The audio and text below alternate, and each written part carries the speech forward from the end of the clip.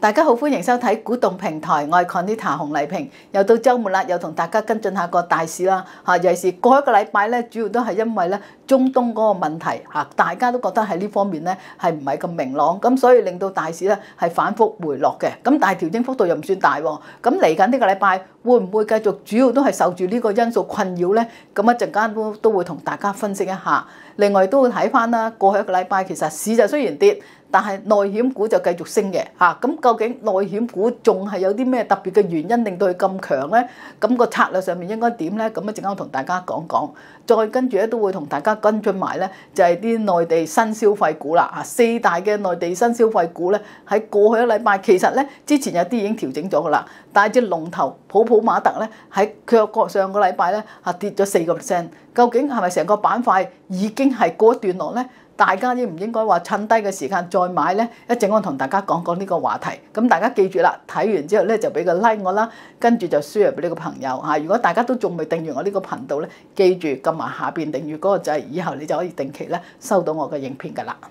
好啦，咁啊先同大家跟進翻個大市先。大市喺過一個禮拜咧反覆調整嘅嚇，不過調整嘅幅度又唔算大。咁主要都係因為咧，大家即係覺得中東嗰個局勢比較唔明朗啦。咁即係你話幾個央行嘅會議嘅議息結果啊，同埋佢嘅聲明內容咧，基本上咧同預期係差唔多，所以冇乜大影響。咁反為咧就係陸家嘴嘅論壇咧，市場原先都有啲憧憬嘅嚇，但係最後出嚟咧睇到就係話好多嘅政策，但係呢啲政策咧全部都係講緊啲長遠嘅發展嚇，譬如點樣喺嗰個內地對於嗰個將來喺一個國際支付嗰方面啊，甚至乎講緊點樣去加快呢個內地上海嗰方面金融嘅發展等等。咁呢其實全部都講緊長遠嘅嘢。咁即時咧，你話對市場個刺激作用啊，或者帶動咧就唔大。不過雖然係咁講啫喎，但係啲內銀股同埋呢啲內險股啊繼續升嘅。一陣間同大家講翻呢個詳細啲。咁另外就係如果你睇翻係主要咧啲科技股嘅表現咧都係升唔起啊嚇，咁所以呢個拖住指數。另一個咧就係啲消費類嘅股份啦，同埋啲藥股嚇升咗一陣之後有調整，所以整體咧恒生指數成個禮拜咧係跌咗362點，即係話跌咗1.5%啦。咁啊收市都叫做守翻去23,500點樓上喎嚇，23,530點嘅。咁嚟緊呢個禮拜咧，我諗市場上面就主要睇住美國嗰啲數據啦，但係數據唔多啦嚇，主要都係第一季嘅 GDP 啦，同埋咧核心 PCE 嘅數字。聯儲局嘅委員啦，同埋主席咧都會喺唔同嘅場合講話，但係我相信呢啲數據好或者佢哋嘅講話都好啦，可能對市場影響咧都係短暫嘅啫，因為聯儲局要到7月底先至有另一次嘅會議。咁至於大家好關注嘅中東局勢，我諗如果你目前睇到咧，即係美國總統特朗普似乎都係喺度咧拖住先。咁除非你話美國直接去參與即係呢場戰爭，否則嘅話咧，我覺得影響咧都係唔大。不過問題有呢個咁嘅陰影喺度咧，令到個市咧暫時你話要再突破翻上去24,000點咧就難啲嘅嚇。如果你話真係美國直接去參與嘅，咁可能環球股市同埋港股咧都會急跌一下。但係急跌一下之後咧，港股就可能會反彈得快喎嚇。咁但係目前嚟睇咧，我覺得呢個機會都係比較細嘅嚇。咁所以預期恒生指數咧最多落翻去咧就係50天線22,800點個水平。咁上面咧暫時咧睇翻住23,800點嗰啲位先啦。咁不過因為咧嚟緊係半年結嚇，半年結咧，我覺得喺呢個情況之下咧，似乎就亦都唔需要刻意咧去到呢個位嚇23,000附近。咁你話即係又唔需要特別刻意咧將個市推高，但係當然。即係話，除非係中東問題啫，否則我亦都睇唔到話點樣去大跌咯。所以我諗咧，即係整體咧，恆指暫時都會係喺正話提到個800啊、1000點呢啲範圍上落嘅啫。嚇，不過有兩隻股份都想同大家講講嘅，其中一隻就小米嚇，因為小米咧其實過一個禮拜咧逆市上升嘅。咁啊，即係主要我諗都係大家咧等緊，就係佢會喺6月底或者7月初咧就公布佢嗰個 U7 嗰部車究竟個定價係點樣，同埋睇下到時咧市場嗰個訂購反應係點啦。個關鍵咧睇下究竟喺即係呢個公佈之前個股價會唔會進一步突破即係近期嘅高位就55.7。咁但係你睇到佢守住即係配股價喎，咁所以變咗我覺得其實表現又唔會太差嘅嚇。睇下如果呢個位破唔到咧，大家可能短線又要唔要褪一褪嚇，或者係做個即係套下利先。咁否則嘅話，其實咧你話要上翻去再之前嗰個60個蚊嗰個位咧，暫時就難啲㗎啦嚇。咁但係呢隻股份咧，我覺得都仲係繼續有信心嘅嚇。另一隻要提一提嘅咧就係隻攜程。9961嚇，因為呢隻咧都有同大家咧推介過。但係呢隻股份咧喺過個禮拜咧就同小米相反嚇，逆市咧係跌咗4%，主要咧就係因為咧即係京東佢又話咧會呢個投資參與咧呢個即係網上嘅即係個酒店啊等等呢方面嗰個業務。咁其實咧佢個參與咧咁就係話用一個嚇你凡係啲酒店或者商戶咧嚇做佢個會員，咁就3年咧免用，咁即係話又用一個補貼嘅模式咧嚟到去咧就打入呢個市場。咁大家擔心就會唔會好似之前美團咁啦嚇，就係因為佢加入呢個外賣嗰個平台，咁令到美團個股價下跌。咁但係我諗咧，其實短期嚟講咧，呢個攜程嘅股價我相信難免都有一定影響。你見其實過去呢幾日咁樣跌咧，都係因為咁。但係問題就係睇下究竟即係京東喺呢方面，佢能唔能夠真係打入到去，同埋呢啲酒店嚇對於佢如果新打入呢個市場，究竟對於佢哋喺嗰個即係合作方面係點樣咧？因為咧好多時咧呢啲就要睇下，即係如果你新打入去嘅。同一啲譬如好似攜程已經做咗咁耐，究竟如果佢一啲喺房間供應嘅時間，如果尤其是喺緊張旺季嘅時間，究竟佢會優先俾邊個咧？咁呢啲都係有影響。咁所以變咗咧，我諗攜程咧，我自己覺得咧就唔係太擔心。不過問題就係話你有個咁嘅因素喺度咧，令到佢短期嚟講咧係有個不明朗因素喺度。咁個關鍵咧就睇下究竟咧佢真係會唔會試喺呢個位430、440蚊啲位咧係咪守到啦？嚇！咁如果你話另一個最關鍵嘅位就當然啦，就係上次由600蚊跌到落400蚊嚇。咁啊，如果你400蚊啲位咧，我希望就唔需要到啦嚇。咁如果你話嗰啲位咧就比較關鍵嚇，大家就留意住。所以變咗我諗本期個股價咧係有反彈嘅，但係你話要再衝上去咧，暫時就難啲啦嚇。咁所以如果你話有貨嘅，睇下會唔會真係趁住佢反彈嘅時間先褪啦嚇。而家呢個位，我覺得大家可以揸住先嘅。跟住想同大家跟進翻啲內險股啦嚇，咁同埋咧亦都有人問到，咦揀內險股同揀友邦係咪可以做一個比較咧？咁跟住間同大家咧分析埋呢個話題。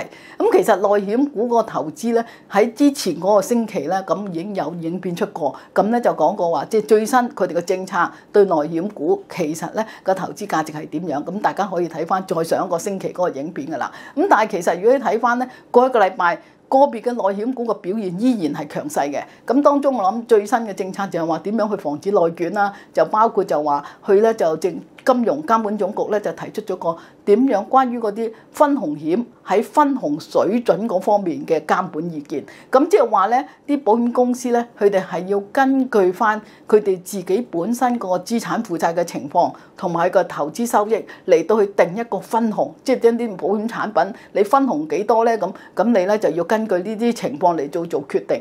就唔好隨意咧，係盡量將嗰個分紅嘅息率咧係提高，希望咁樣咧嚟到去吸納客戶。咁呢個咧就係避免咧就話個內捲，因為而家嘅情況咧就好多保險公司咧又可能會將嗰啲產品嘅即係吸引力嚇，希望可以爭取多啲客，咁就將個分紅比例提高啦嚇。咁但係令到咧保險公司自己本身喺資產負債方面咧就出現一個即係問題㗎咯喎。咁所以呢個咧我相信亦都係其中一個部分，就話呢個改善呢個內捲嘅問題。咁所以其實我諗咧，如果佢呢個政策咧，當然我覺得而家呢個改善嘅內捲嘅政策啊，或者措施咧，其實我全部我都覺得係支持嘅嚇。否則嘅話，你不斷去內捲咧，其實不論你對上游或者係自己本身個行業咧，其實影響都係大嘅。咁但係咧呢一個咁咧，就可能咧，因為而家佢咁嘅新嘅限制咧，令到啊影響邊啲大啲咧？一啲細嘅保險公司可能影響會大嚇，因為佢哋最主要就靠去吸引客戶嘅手法，佢要多啲。咁但係如果你咁樣咧，變咗一啲細嘅保險公司咧，可能喺嗰個經營上面唔可以再隨便去內捲啦，咁就變咗對一啲大嘅內險股咧係有利嘅嚇。咁呢個係即係最新嘅一啲情況啦。咁如果你睇翻整體啲內險股咧，近期嚟講其實最強勢嘅都係繼續係隻中國人壽。同埋咧就新華保險嚇，咁至於你話平安保險過去嗰個星期咧都曾經表現唔錯嘅，但係咧如果你比對咧嚇，佢之前個星期升咗一星期之後，今個禮拜咧就稍為回軟翻啲，咁所以喺呢個內險股方面咧，其實個投資策略早個星期都同大家講過，咁啊其實基本上我都覺得維持不變嘅嚇，咁就睇住而家呢段期間再升，要留意個除淨之前會唔會股價再升咧？如果進一步上升，要唔要可能先行套下利先咧？咁如果你話真係要追落後又可以守嘅，咁你就可以睇隻平安保險啦。咁啊，除咗內險股強勢之外咧，咁啊友邦其實近期嘅表現都相當強嘅嚇，所以又回應翻啦。有人問到就話，究竟友邦又咁強？內險股個別內險股又咁強，咁究竟應該係揀友邦啊，還是揀內險咧？咁啊，落一講講啦嚇。咁其實友邦咧同內險股有分別嘅，因為友邦咧其實係一個全球性嘅一啲保險公司。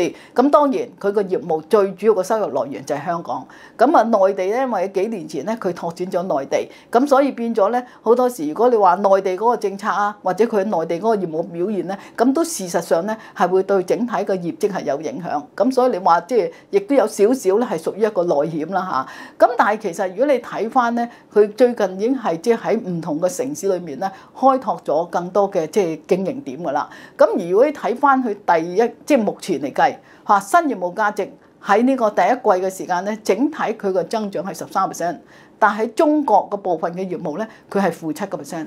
咁而喺香港嘅業務咧，咁個新業務價值嗰個增長咧就係有呢個16%嘅增長。咁所以如果你咁樣睇，再加埋就係個利潤率都係啦，利潤率咧中國嗰度係17%，但係如果你整體佢咧有成60%嘅喎，咁所以變咗其實喺內地嗰個業務佢個表現咧就唔係好似預期咧係咁理想嚇。不過即係友邦除咗話睇內地之後咧，都要睇埋佢其他亞洲市場啦，甚至乎咧佢個債嗰個投資。其實我諗近期咧，除咗話即係佢個業務表現有改善，尤其是香港嗰方面，另一個最主要我諗佢個股價上升咧，就因為匯控嘅主席阿杜嘉祺嚇佢咧就會即係就嚟離任匯控，然之後咧就去呢個友邦做主席。咁大家對呢個杜嘉祺咧喺過去嗰幾年將匯控改組嗰度咧係好有嘅憧憬，而呢個即係嚟緊去到友邦會唔會又有一番作為咧？咁所以我相信個股價其實咧係反映緊埋呢樣嘢。咁去到呢個水平咧，你睇翻佢由低位40幾蚊上到去70蚊，其實升咗50%咯喎。咁如果你話去到呢個水平咧，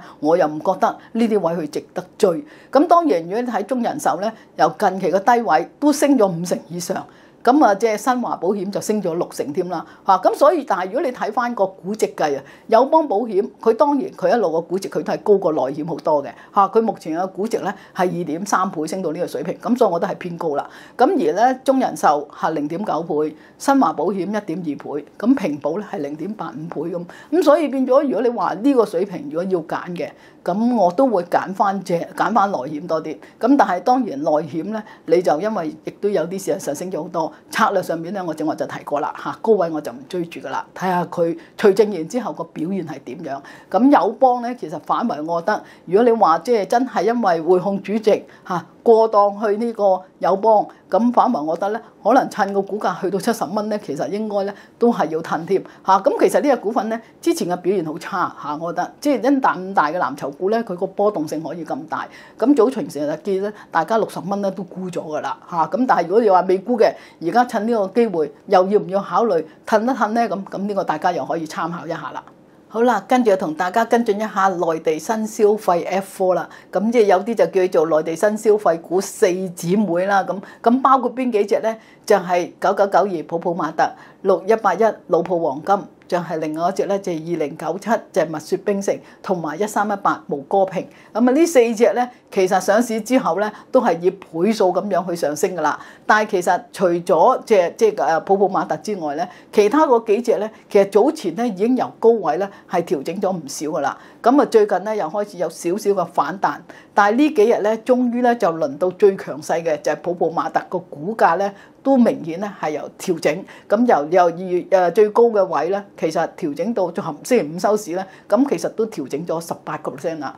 其他嗰幾隻咧，普遍咧個股價都調整咗2成嚇，到星期五嘅收市價由高位咧調整2成啦，有啲2成多啲咁樣啦嚇。咁所以其實如果你話呢個時間，咦普遍跌咗2成咯喎，係咪一個撈底機會咧？咁我覺得嗱，如果凡係呢啲股份已經炒咗咁耐，咁如果呢段時間嚇調整落嚟，如果大家去參與咧，個策略上面咧一定要有自己嘅一個即係策略，同埋咧你要嚴守翻你自己嗰個即係投資嘅目標，同埋咧究竟係咪去到某啲位嚇，到自己認為嗰個風險承受能力去到嗰個水平，你自己要定一個止蝕，呢個好緊要嘅。咁我諗咧，其實嗱，因為個股價升咗咁多，目前嚟講，如果要再進一步個股價上升咧，係要有一啲新嘅消息嘅。不論喺政策消息好，或者公司自己本身嘅業務上面有啲咩新嘅突破。如果係咁嘅話咧，咁個股價先能夠再突破翻之前啲高位。否則目前如果你入市咧，只可以咧就當佢咧係一個攞嚟炒上落嘅啫。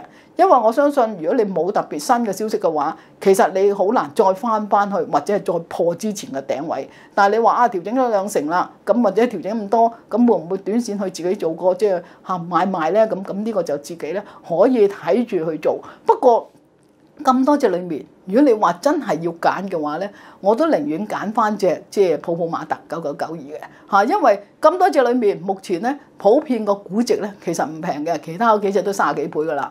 咁普普馬特更貴添啦嚇，而家講緊預期嘅市盈率咧都40幾倍。咁但係40幾倍其實就最主要睇佢嚟緊個增長嘛。咁不過即係普普馬特佢而家面對住咧近期嘅因素比較多。第一啦，即係官方咧就出聲啦，就話對於盲盒消費方面咧，對青少年咧造成一啲影響嘅嚇。咁另外亦都有一啲黃牛嘅活動咁樣。咁另外咧同埋就係話個炒價跌咗嘛嚇，因為而家供應貨多咗，咁所以咧啲炒賣呢個拉布布嗰啲價咧又跌咗啦。咁呢個都好似話會影響到，亦都影響住個股價嘅表現。但係其實咧普普馬特咧，我相信佢旗下咁多嘅 IP 嚇，尤其是佢隻拉布布繼續都咁嘅增長咧。咁除咗內地之外，佢最緊要就係出海。佢出海而家目前喺歐美市場咧，其實係一個增長嘅動力嚟嘅。咁只要你歐美嘅市場其實政策唔影響佢哋嘅嚇，如果能夠繼續保持到佢打出海外市場有一個增長，繼續有佢啲 IP 同埋嗰個受歡迎嘅程度嘅話咧，咁其實個股價我相信咧反為，如果你話要搏佢調整落嚟，佢上升嘅機會係大，但係突唔突破到就要睇佢個增長啦，即係睇嗰個盈利嘅增長，海外市場對佢個盈利嘅貢獻有幾大。咁所以變咗我諗咧，幾隻裏面其實策略就差唔多。不過如果要搏，我就自己咧個人就認為咧就係即係個普普馬特嚇。咁睇下大家自己咧衡量翻自己嘅風險，睇下喺呢段時間咁多跌咗咁多之後係咪去參與咧？咁呢個就自己去睇下自己目前嗰個投資嘅策略，同埋咧而家你手頭嗰個現金嘅情況啦。咁呢度咧就俾大家參考一下。好啦，嚟到呢一 part 咧，我就同阿的傾下偈啦。阿的咧就係星展銀行環球金融市場上市產品部主管周國威。阿的你好，Conita你好。個市就好似好反覆喎。係啊，咁啊都升咗差唔多2個月啦。咁啊高位有啲調整，其實大家都等咗個調整好耐嘅，因為其實一路升上嚟咧，有時啲投資者都唔敢高追嘅。咁發現呢2日回翻落少少咧，都有啲投資者揀下有啲咩調整低位吸納下啲好倉。係啊，其實咧就算你話要撈底咧，都係要小心揀咯嚇。冇錯。咁會唔會有啲咩心水咧？好啊。嗱，咁其實調整嚟講，由個高位咧就啱啱落咗1個禮拜度啦。咁所以你話係咪即刻就可以雄心萬丈咁咧？咁你就時間上同埋調整幅度上咧，咁都可能仲有進一步調整嘅空間嘅。咁但係有時咧個市況回落咧，就最好揾係一啲咩係強勢啲啊，又或者之前一路唔敢高追嘅咧，係一個部署機會。嗱，例如咧頭先 Conita 提過啫，舊年到今年年初去到上個禮拜為止啊，港股嘅4隻就係新消費股嘅股王啦。係啊。咁其中有2隻咧就可以出渦輪嘅，咁我都會密切留意啲啦。當中就包括普普馬特同埋咧蜜雪集團，即係蜜雪冰城啊。隻蜜雪咧其實啲輪咧都係港交所批咗上市咧1個禮拜鬆啲到嘅啫。啱啱。係啊，比較新鮮嘅。不過新得嚟都有啲資金留意下㗎啦。咁我哋逐隻分析下。好啊。咁啊普普馬特先啦係嘛？好啊嗱，普普馬特就係大家最熟悉嘅，算係股王啦，仲未入恒指成分股嘅。咁但係其實大家一路見佢咧差唔多直線咁上升，終於有個明顯啲嘅回調。咁回調咧嘅情況就係頭先我Conita有介紹過啦。咁但係其實就個好處就係咧，雖然今次官媒都有出聲話盲盒，但都唔係第一次講盲盒㗎啦，其實不嬲都有呢個講法嘅。但係另一個頭先你提到好好就係咧，其實佢唔係淨係做國內嘅生意，喺香港嘅上市公司咧，大部分都係集中喺國內嘅生意啦。你話真係成功出海嘅咧，咁啊Labubu即係普普馬特咧就係其中一隻啦。咁所以你話對個影響係實質上係咪咁大咧？理論上咧海外就唔受呢啲話唔鼓勵盲盒嘅影響啦。咁所以呢方面嘅影響就喺海外理論上就相對細啲嘅。咁再望翻股價嘅分析圖啦，嗱你望翻咧喺個圖入邊咧，我框咗2個位置嘅。第一個咧左邊嗰2個黃色框框咧，其實就係講緊4月頭嘅時候，咁當時恒指大跌1成啦，相信大家都好有印象。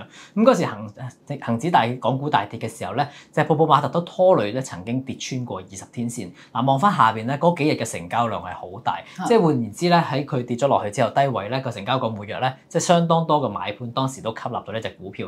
咁然後就延續咗差唔多2個月嘅升勢啦，係樣係咁破頂㗎啦。咁咧去到今個禮拜終於有所回調嘅時候咧，無獨有偶，除咗調整幅度又係落到20天線失守咗之外咧，望見低位咧，同樣喺禮拜五咧有個非常之大嘅成交，而個成交量咧亦都拍得住咧4月頭嗰陣時嘅情況。咁即管睇下咧。喺星期五嘅時候落到個低位咁大成交嘅時候，呢扎買盤咧有買就自然有賣啦。咁即管睇下呢扎咁高量嘅買盤咧，可唔可以咧叫做頂得住個股價啦？咁如果你話大家都望住隻泡泡瑪特一路升上去，未有機會介入嘅話，而家係一個參考位置嘅時候咧，咁可以俾翻啲工具大家參考下嘅。咁就介紹一隻就係16579嘅泡泡瑪特 call 輪啦。嗱呢隻16579嘅泡泡瑪特 call 輪咧，行使價就喺289蚊附近，距離現價就2成鬆啲啦。咁你望落2成。距離係咪好遠咧？其實前個禮拜先見過280蚊附近嘅位置，又唔係真係咁遠嘅。當時嘅輪價咧都去到差唔多挨近5毫子附近呢啲水平。咁而家跌咗落嚟啦，輪價就落到3毫子附近嘅。咁俾啲價位大家參考翻。假設一個星期嘅時間值損耗用大概3毫子嚟計嘅話咧，揸一個禮拜嘅時間值啦，同埋個日薪波幅不變嘅話咧，如果股價可以去得翻280蚊，即係前個禮拜見過個位置啦，對應翻咧16579個輪價咧，可以由大概3毫子咧去到4毫9，挨近5毫，去翻之前嗰啲位置嘅。咁理論上嘅實際升幅咧都有理論上嗰個理論變化咧嘅升幅大概都有挨近6成到。咁所以潛在嘅回報咧，如果泡泡瑪特做得好啲咧，都有唔錯嘅爆炸力嘅。咁當然啦，又唔好話一味睇向上。咁你股價升咗咁耐，啱啱開始調整咧，萬一搏唔到反彈，都要留意啲防守位嘅。咁我覺得比較容易睇嘅防守位就係咧，啱啱好星期五大成交嘅呢個低位附近230至232蚊呢個位置。萬一其實今次要跌穿上唔翻去喎，咁大家都要計數。萬一係咁嘅話咧，理論上呢隻輪咧嘅跌幅就大概16% 到。咁所以大家如果真係想搏泡泡瑪特，正股入場費其實都唔細嘅，因為你而家200幾蚊啦，咁所以你話想縮細嘅注碼咧都可以考慮窩輪嘅部署嘅，一手入場費大概就6000蚊到。咁如果大家計下如果我可以承受到16%呢個輪嘅跌幅嘅風險嘅，咁計下可以大概賣幾多咯。咁所以可以用呢個方法去部署泡泡瑪特嘅衍生工具啦。咁係啦，控制住個風險，咁啊睇住下邊嗰個指示位啦。上邊就當然啦，個 Upside 就講緊話6成嘛嚇，咁睇下大家點樣去選擇法啦。咁但係另一啲咧，即係呢排啲即係新經濟股，仲一隻都係新，正話你睇到嘛，啱啱出嘅輪，咁快有成交啦咩？